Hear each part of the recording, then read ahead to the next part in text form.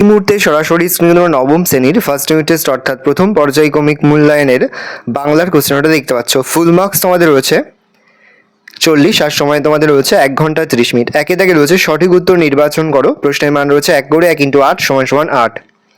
দেখে নাও এখানে 8টি প্রশ্ন দেওয়া রয়েছে, প্রশ্নের মান রয়েছে 1 করে।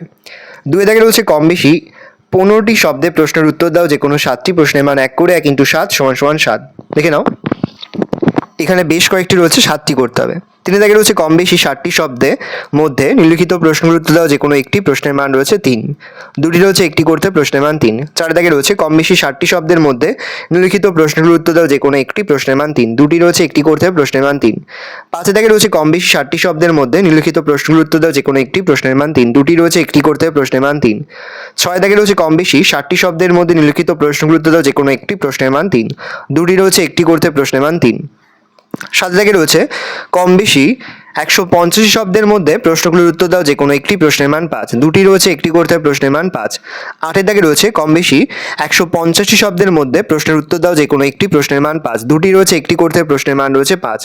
9 দাগে রয়েছে ভাব সম্প্রসারণ করো, প্রশ্নের মান রয়েছে 3। 2টি রয়েছে একটি করতে হবে, প্রশ্নের মান রয়েছে 3।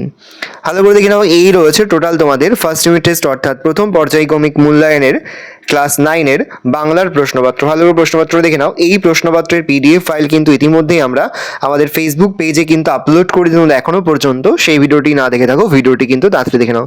ভালো তোমরা কোশ্চেন পেপারটা দেখে নাও।